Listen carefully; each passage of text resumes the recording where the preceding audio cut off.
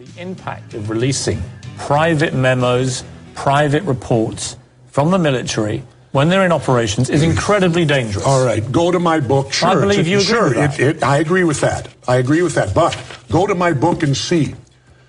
Currently, our government every year declares 16 million things top secret. 16 million. I would say that's about everything. Wow. That's the clip about secrecy. There's another clip up on CNN where he says, well, you've got a conspiracy theory that the government was involved in 9/11. And he says, did George Bush blow up the towers? Did George Bush know? And he says, no. But Dick Cheney had knowledge of it. And, of course, Ventura's book has the stand-down orders signed in June 1st, where they took the shoot-down power for the first time in modern history away from the military. It was their default to shoot down aircraft. And they just told them, hey, that's the way it is. And then days after 9/11, they gave the power back. And then Corbin, on the CNN clip they put on the web, cuts it off there, and Ventura can never respond. But Ventura went on to talk about how Norman Panetta was in the bunker and watched Cheney, saying the order still stands to basically not shoot down the aircraft. And Ventura went over, and it's in his book. He also, in fact, I'm trying to find it right now. He also went over the order itself that we have a copy of months before, saying to the military, you can't shoot down aircraft now. Before they had that default position, if one was hijacked or going to be flown into a building, they said, you know, that you have the default to do that. Just like with Payne Stewart, they had the authorization already set to do it if need be. But they tied their hands.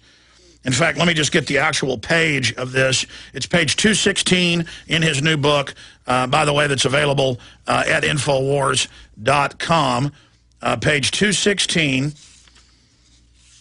And I'll show folks a document cam shot of that. Chairman of the Joint Chiefs of Staff instruction, aircraft piracy, hijacking, and destruction of derelict airborne objects.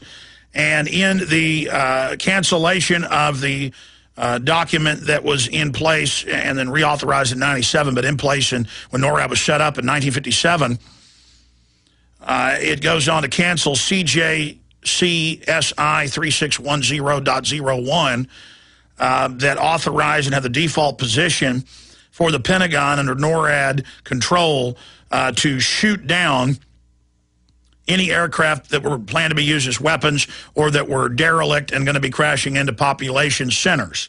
That's why they followed Payne Stewart's plane just a few months before 9/11 and followed it for a long period of time with their AIM-9 Sidewinder missiles ready. But when it was going into a rural area in a cornfield, they made the decision not to shoot it down. They didn't need to get a Dick Cheney authorization.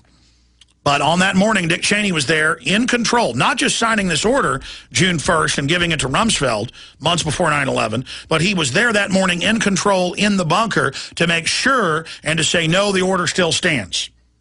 So they don't let Ventura respond there. They just let Piers Corbin have the final word.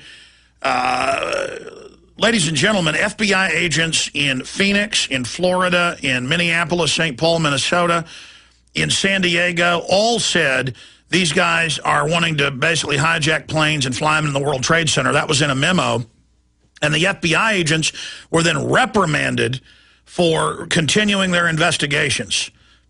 Now, who were the hijackers? Well, I have Newsweek, I have Associated Press confirming, I have the dean of the Defense Language School, the colonel, came out and said, these guys trained at my school. These guys were government agents. I don't know exactly what happened, but they were trained at military bases and they were trained at my school. See, that's what Ventura has in his book. He's got the stand-down orders. He's got things like Northwoods and Tonkin where they staged events or talked about staging events. It's in an Army field manual that WikiLeaks put out 4 years ago that the Pentagon admits is real. They want to prosecute whoever released it, where they teach Army captains in Black Ops how to stage terror. I mean, it's been declassified in Vietnam that our military early on when they were advisors in 60, 61, 2, 3, the CIA would stage terror attacks. Graham Greene in The Quiet American put it in a fictional account in his book, but that's a true story. That's how they get this stuff out past the censors. They do this. Hitler did it. The Russians do it. The czars did it before the communists. This is the oldest trick in the book. Nero didn't like the Christians. He burned part of Rome.